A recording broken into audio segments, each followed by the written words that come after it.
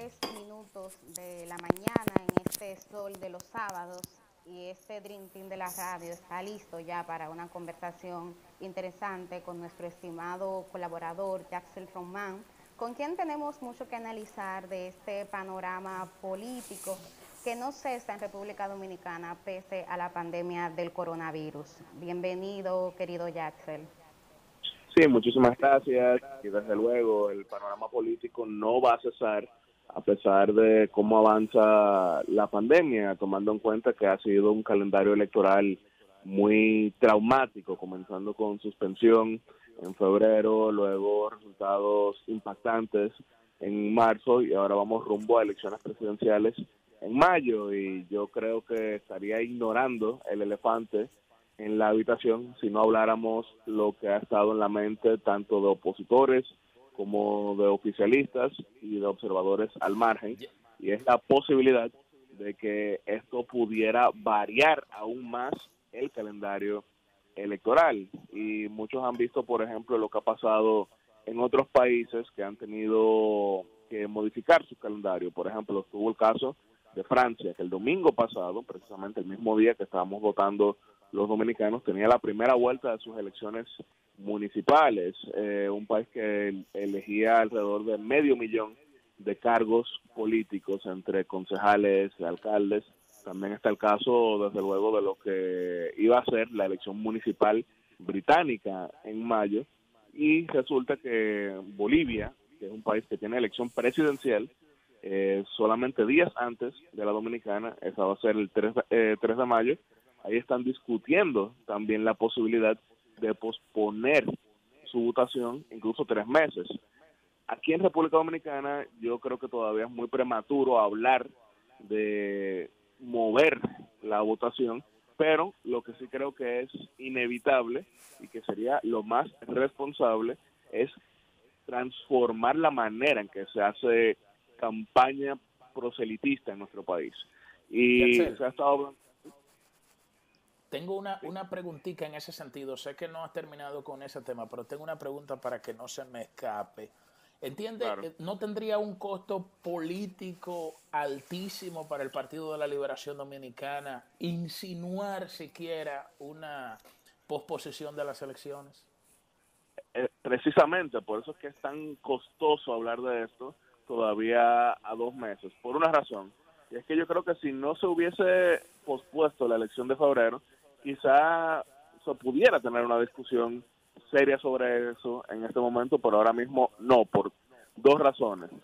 Aparte de lo que es la posposición fallida, o sea, que fue fruto de un fracaso el 16 de febrero, está también el hecho de que el Partido de la Liberación Dominicana acaba de perder, sin ningún tipo de paliativo, la elección municipal de marzo, y todas las encuestas apuntan a que no tiene ahora mismo la victoria rumbo a mayo. Entonces, insinuar una posposición sería un costo político fatal. Ahora bien, por eso yo estoy reiterando que no se trata únicamente de ver si se suspenderán las elecciones. Yo creo que eso no es correcto en este momento, sino modificar la manera en que se hace campaña y modificar también la manera en que se lleva a cabo el proceso. ¿Por qué hablo de la campaña? ¿Cómo es que se busca el voto en países latinoamericanos y caribeños, en los cuales la República Dominicana no es una excepción? Abrazando, besando, caravanas, mítines, grandes concentraciones, y eso en este momento no es sano ni sensato. Entonces yo creo que eso va a tener que obligar a otra manera de llegar el mensaje hacia la ciudadanía. Incluso pudiera tener las implicaciones de que este tipo de transformación de la forma en que se hace campaña tenga repercusión al punto de que quizás ya en otros procesos sea de esa manera. Y también hay que tomar en cuenta Ya sé, la manera en que se vota. tengo una pregunta en relación a eso. ¿Cuál tú crees que sería, en el caso de los partidos mayoritarios, el más beneficiado o el más perjudicado de que ya no se hagan esos mítines, o de que, por ejemplo, la publicidad que se suele colocar en los medios de comunicación masivos sea una publicidad que esté más orientado a temas como el coronavirus?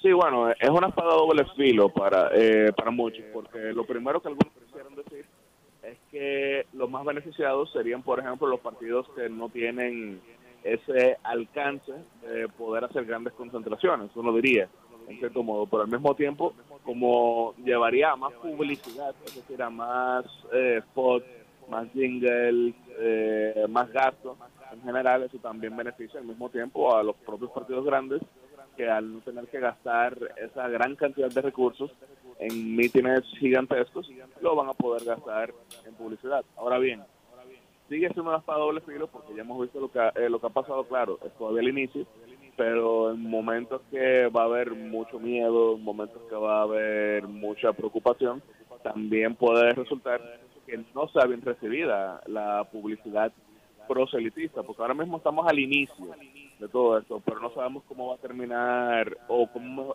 se va a desarrollar, mejor dicho, todo esto al punto de que quizás a mediados de abril la gente definitivamente tenga no en un tercer plano, sino en un quinto plano las elecciones. Y en este caso de que... No, adelante, ya se sigue. Sí, entonces de hecho, eso... escúchame, de hecho, Yatzel, Luis Abinader anunció ayer que suspendía los spots publicitarios en esta, por lo menos en esta etapa de la declaratoria de emergencia.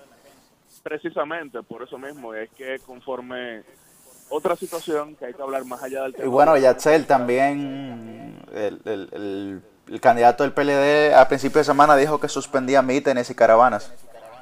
Claro, claro, y también hay que tomar en cuenta, aparte de lo electoral, todo lo económico que gira en torno a lo que está pasando. A nivel global, ahora mismo se está calculando y de manera muy conservadora que el crecimiento de la economía va a estar en 1,5 porcentual. Eso significa que República Dominicana también será afectada, porque si estuviéramos hablando de que a inicios de año se calculó que tendríamos un crecimiento de 6%, ahora mismo 4% sería un éxito y 2% sería una situación todavía manejable.